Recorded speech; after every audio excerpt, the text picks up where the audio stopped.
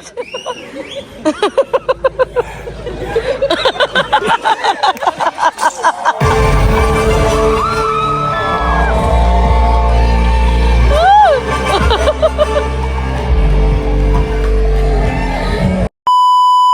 guys! Oh.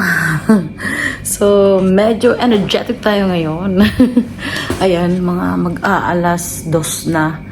Karating lang namin ng bahay. So, today merong a little bit of drama. So, ito na nga.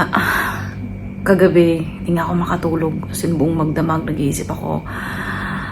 Final, it's gonna be over ba? O ano? So, ayun, humingi ako ng sign. Sabi ko, Diyos ko po, kung this will be over, give me a sign.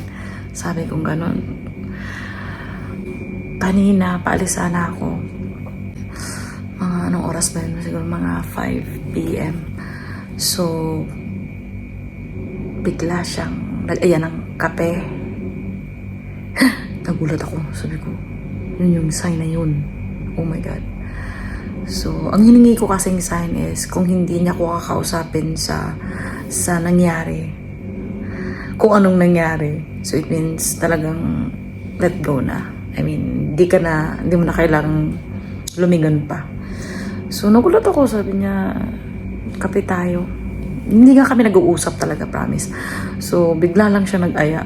So, ako din naman, okay lang din naman. Sabi ko, okay, pakinggan natin. So, yun, napag-usapan namin kung ano nangyari. Tapos, he was sorry din sa nangyari na bakit nagkaganon. Tapos, yun nga, ano daw. Inamin niya din na naging immature siya sa part na yun. Pero hindi naman ibig sabihin na naging marafok tayo, diba? So, sabi ko lang, okay na yun at least. Tapos, inamin niya na din yung totoo kung may isa pa kasi kaming issue na doon talaga ako na-trigger eh. Doon nagsimula lahat. So, kaya may inamin din siya sa akin na, which is, I forgive him naman when it comes to that. Yan. So, just, I realize one thing, man is a man. So, talagang hindi mo pwedeng pakainin ng everyday fish or something. Parang ganon. So, yan.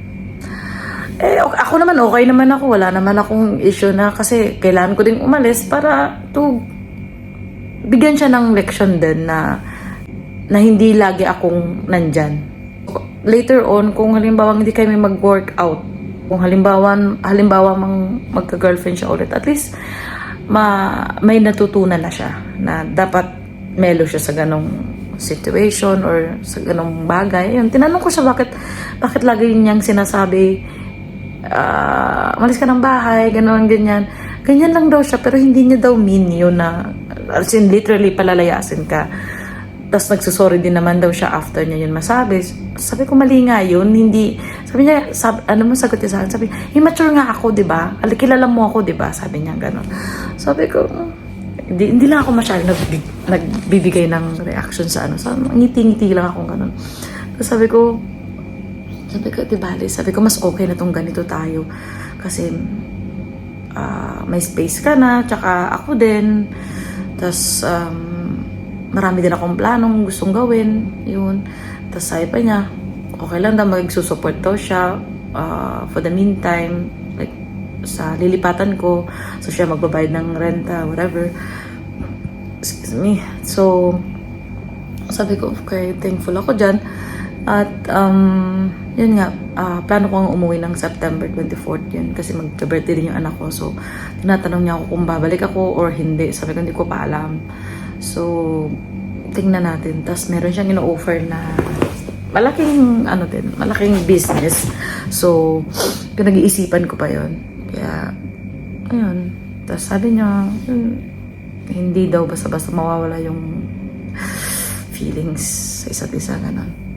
Alam mo ba nung pagkasama, tapos ganito ko nga sa kanya, may nakwento ko sa kanya, sabi ko, meron akong common friends na Muslim, na gusto magpakasal agad-agad, gano'n. So, tapos sabi niya, nagulat siya, alam mo yung nanggigilid yung luha niya sa mata. Parang nagulat din siya na parang, alam mo yung kibit balikat siya, yung parang ganun. So, doon nakita ko yung reaction niya. Sabi ko, hindi pa naman sigurado yun. Hindi naman ako agad-agad na lang, o sige, ganun na ba talaga ako kadesperada? Yung parang ganun. Ay, nag-advise ng konti. Sabi niya, mas okay yun kasi established na, cha-cha-cha. Sabi ko, hindi naman basta-basta ganun-ganun lang. Sabi ko ganun. So, ayun, medyo okay kami. At least hindi na kami nagbabangayan, hindi kami nag-aaway, alam mo yun, ganun. So, yun ang nangyari.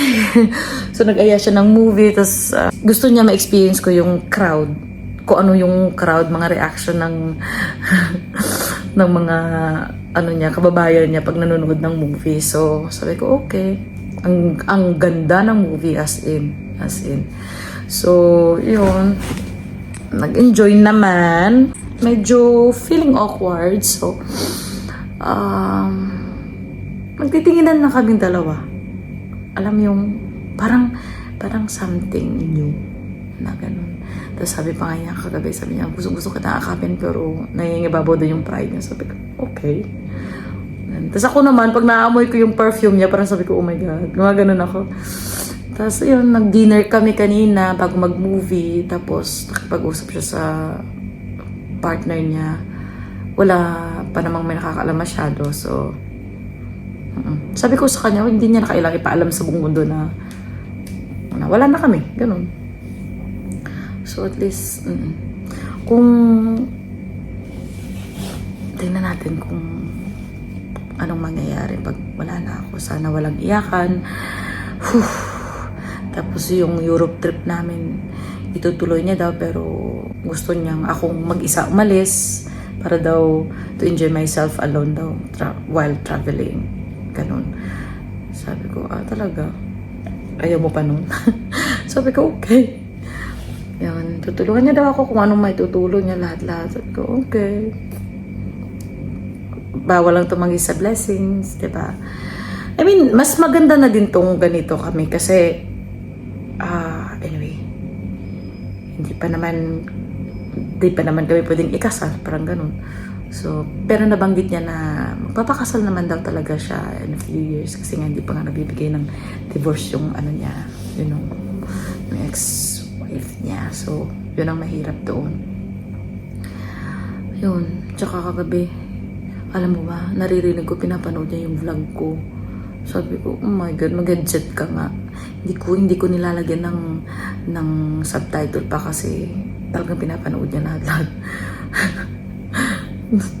Sabi ko, ba't mo pinapanood yan? Cringy. Alam mo yung ganun.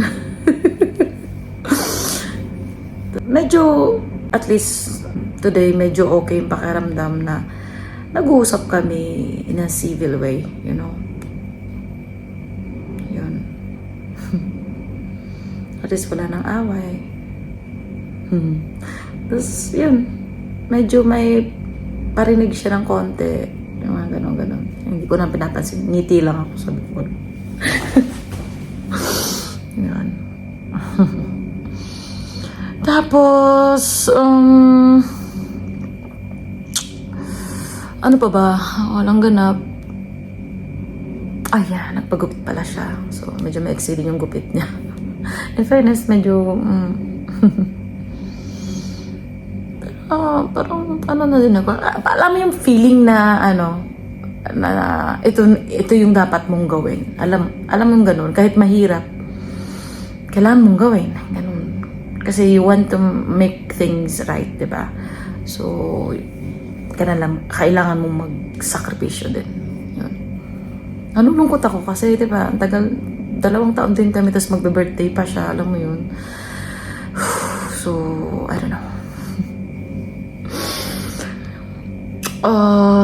Wish me luck, guys. So, update ko ulit kung ano pang ibang mga kaganapan kasi siguro magiging drama-drama to. Magiging ewan ko alam. Hindi ko alam. Yan, malapit ko na yung box ko. So, bukas, meron kaming punta kami ng agency para finalize yung mga documents para sa ang Schengen visa. visa. So, ayun. So, good luck to us. Whew. Okay. Kailangan ninanamdam ko lang yung sakit ngayon. At least, kagabi, yun na yung atang pinaka-worst na feeling na talagang hindi talaga ako nakatulog hanggang 7 o'clock. Hindi ko na alam, may susulat ako, may kung ano-ano na lang. Alam mo yung ganun. So, at least,